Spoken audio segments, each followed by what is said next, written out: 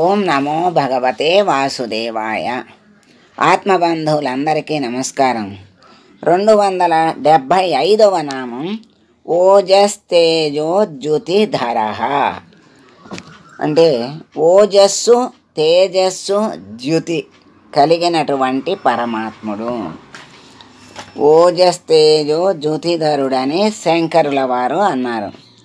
ఆయన ప్రాణబలాన్ని, శౌర్యాది గుణాన్ని, తేజస్సుని ధరించినటువంటి స్వామి. ఓజస్ అంటే దేహానికి కాంతిని ఇస్తుంది, దీప్తిని ఇస్తుంది ఓజస్సు అంటే. తేజస్సు అంటే మనస్సుకి వికాసాన్ని ఇస్తుంది. ద్యుతి అంటే బుద్ధికి స్ఫూర్తిని ఇస్తుంది. స్వామి భక్తులకు శారీరక, మానసిక, బౌద్ధిక శక్తులను అనుగ్రహించే కరుణామయుడు గనక ఆయన్ని ఓజస్తేజోద్యుతిధర అన్నారని చెప్పారు శంకరుల వారు. ఓజస్సు, తేజస్సు, ద్యుతి కలిగినటువంటి పరమాత్మ. అటువంటి ఆయన ప్రాణబలాన్ని, శౌర్యాది గుణాల్ని, తేజస్సుని ధరించినటువంటి స్వామి.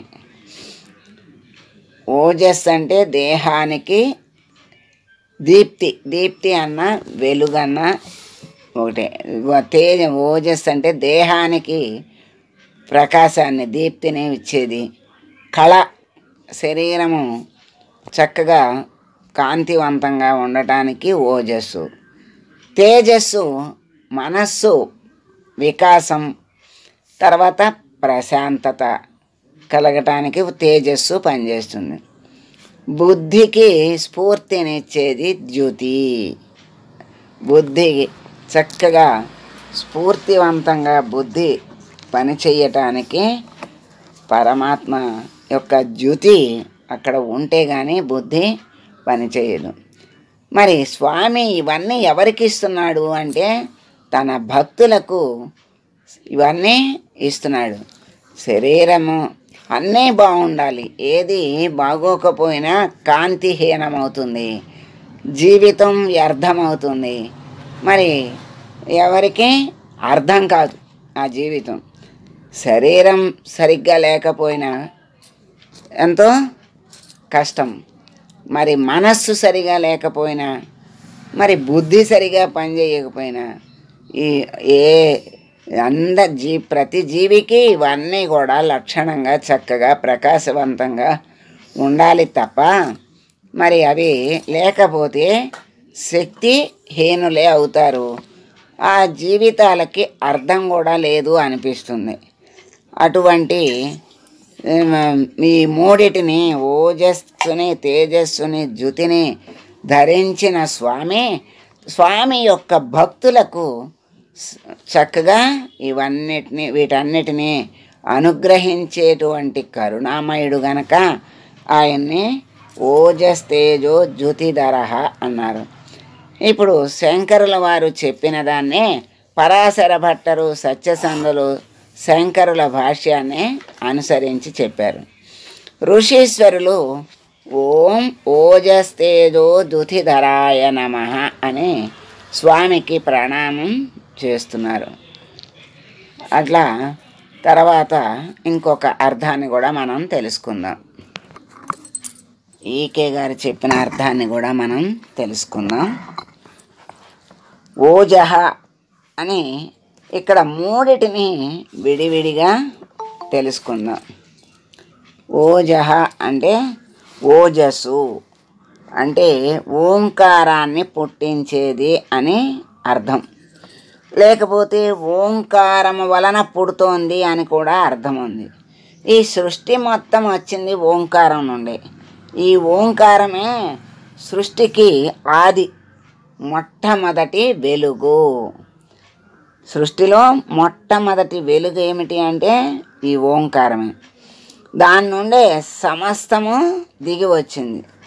నేనైనటువంటి ప్రజ్ఞ యొక్క మొట్టమొదటి రూపము లేకపోతే నాదము ఓంకారమని మన శరీరంలో హృదయగతమైన ప్రజ్ఞగా ఇది పనిచేస్తూ ఉంటుంది.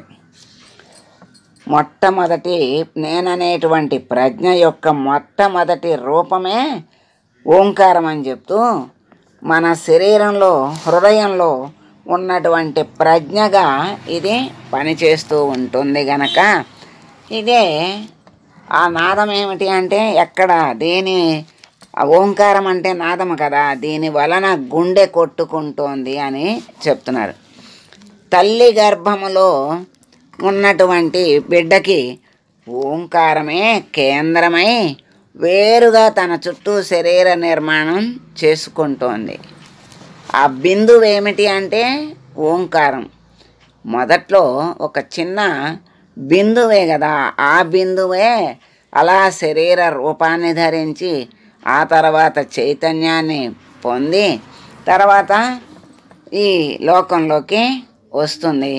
మళ్ళీ ఈ లోకంలోకి వచ్చిన తర్వాత పెరగటము, మరి మార్పులు, ఆ తర్వాత మళ్ళీ క్షీణించటము, నశించటము, ఇవన్నీ వరుస క్రమంలో జరుగుతూ ఉంటాయి.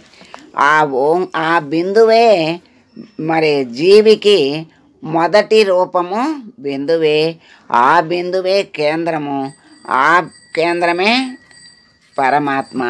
అదే ఇక్కడ ఓంకారము. దాని చుట్టూ శరీర నిర్మాణం జరుగుతూ ఉంటుంది. అటువంటి ఓంకారానికి కారణమైనటువంటి వాడు గనక పరమాత్మను ఓజస్సు అన్నారు. పరమాత్మే ఓజస్వరూపుడు అన్నారు. అలా మరి తేజ ఓజస్ అయింది తేజస్సు. అటువంటి ఓంకారము జీవుల మనస్సుల్లో ఉంది. ఇంద్రియాల యందు ఆయా ప్రజ్ఞలుగా పనిచేస్తూ ఉంది. ఇంద్రియాలకు మరి ఆ తెలివి చేసేటువంటి శక్తి అన్నీ కూడా ఓంకారమే. అనేక రూపాలుగా సృష్టిని చూస్తూ ఉంది. అటువంటి వెలుగును కల్పించేవాడు గనక భగవంతుడు తేజస్సు యొక్క రూపము. అనేక రూపాలుగా సృష్టిని చూస్తూ ఉంది. మరి అనేక ఇంద్రియాలు ఉన్నాయి. ఆ ఇంద్రియాలకు ప్రజ్ఞలుగా పనిచేసేది ఓంకారమే అని చెప్తూ అనేక రూపాలుగా సృష్టిని చూస్తూ ఉంది. అటువంటి వెలుగును కల్పించేవాడు గనక భగవంతుడు తేజస్సు యొక్క రూపము. అందుకే తేజ అన్నారు. భగవద్గీతలో దీన్నే తేజస్వినామహం అని భగవంతుడు స్వయంగా చెప్పాడు. మనస్సు ఇంద్రియములు మొదలుగా వానే అందుగల ప్రజ్ఞ తానే, నేనేనని ఆయన చెప్పారనమాట పరమాత్మ. అది మరి ఆయన లేకపోతే, ఆయన శక్తి, ఆయన చైతన్యము లేకపోతే ఏదీ లేదు, ఏ సృష్టి లేదు, ఏ జీవి లేదు. మరి ఇంకొకటి జ్యుతిధర. జ్యుతి అంటే వెలుగు, అగ్ని, వెలుగు అంటారు. లేకపోతే అగ్ని అన్న వెలుగే కదా మనకి వెలుగునిస్తుంది. పరమాత్మ సృష్టి మొదట్లో కేంద్రంగా మేల్కొన్నప్పుడు ఆయన అగ్ని లేకపోతే వెలుగు అని పిలవబడుతున్నాడు. పరమాత్మ సృష్టి మొదట్లో కేంద్రంగా ఆయన ఉన్నప్పుడు అదే అగ్ని. ఆయన అంటేనే వెలుగు స్వరూపము, ప్రకాశ స్వరూపం అని చెప్తున్నారు కదా. అదే జ్యుతి, అదే వెలుగు, అదే అగ్ని అని పిలువబడుతున్నాడు. ఈ వెలుగే జీవుడిగా మేల్కొన్నప్పుడు వాని చుట్టూ అహంకారం అనేటువంటి పొర ఏర్పడుతుంది. ఈ వెలుగే జీవుడిగా మేల్కొన్నాడు. వాని చుట్టూ అహంకారం అనే పొర ఏర్పడుతుంది. అట్లా అహంకారంతో కూడినటువంటి పరమాత్మ అంశ జీవునిలో మేల్కొన్నప్పుడు దాని చుట్టూ మనస్సు, ఇంద్రియాలు అనే అనేక పొరలు ఏర్పడుతూ ఉన్నాయి. అహంకారంతో కూడిన పరమాత్మ అంశే జీవుల్లో మేల్కొంది. ఆ మేల్కొన్నప్పుడు మనస్సు, ఇంద్రియాలు అనేటువంటి అనేక పొరలు ఏర్పడుతూ ఇటువంటి పొరలతో కూడినటువంటి జీవుడు పరమాత్మ అనేటువంటి వెలుగుని ధరించుచున్నాడు. అంతేకాకుండా మరి తన ఈ పంచేంద్రియాలు వెలుగులు జీవుడనే వెలుగు భగవంతుడి నుండి దిగి వచ్చినవే కనుక భగవంతుడు జీవులను ఆ వెలుగులను ధరించిన వాడు అవుతున్నాడు. కనుక ఓజస్తేజో జ్యుతిధర అన్నారు. అటువంటి పరమాత్మ ఎక్కడ ఉన్నాడు? లోపల బిందువుగా ఉన్నాడు, ప్రాణముగా ఉన్నాడు, కేంద్రముగా ఉండి శరీరాన్ని తయారు చేశాడు. మరి అహంకారం అనే ఇంద్రియాలని మనస్సని ఈ పొరలన్నీ కమ్మేసి ఆ లోపల ఉన్నటువంటి ఆ కాంతిని మనం ఆ మాయ లాగా పొరలు కమ్ముకొని ఉండటం వల్ల మనం ఆ కాంతిని చూడలేకపోతున్నాము, దానిని అనుభవించలేకపోతున్నాం. ఈ మాయ అనేటువంటి ఈ పొరలు ఇంద్రియాలు విషయాలు, ఈ విషయం అక్కడ ఉంటుంది, ఇంద్రియము దాని మీదకి వెళ్తుంది, అప్పుడు మనస్సు వెళ్ళి దాన్ని కోరుకుంటుంది. ఆ కోరుకోవటంతోనే మొదలవుతుంది జీవుడి యొక్క జీవితము పతనము కూడా. ఎందుకంటే ఆ కోరికలతోనే జీవుడు పెరుగుతూ ఉంటాడు, మరి నశిస్తూ ఉంటాడు, మళ్ళీ పుడుతూ ఉంటాడు, పెరుగుతూ ఉంటాడు, నశిస్తూ ఉంటాడు. ఎన్ని జన్మలైనా కోరికలు ఉన్నంత వరకు అలా పుడుతూ చేస్తూ కోరుకుంటూ ఆ కోరిన ఫలాలను అనుభవిస్తూ వచ్చిన ఫలాల్ని చేసిన దాని కర్మఫలాల్ని అనుభవిస్తూ అనేక జన్మలు ఎత్తుతూ ఉంటూ ఉంటాడు.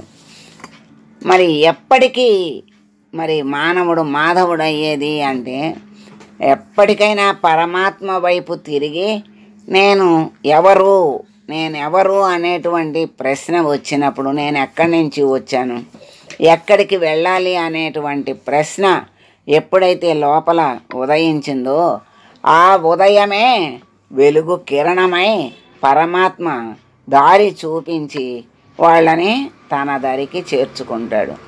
అటువంటి దయామయుడు కరుణామూర్తి పరమాత్మ. అటువంటి పరమాత్మను ఓజస్తేజో జ్యుతిధర.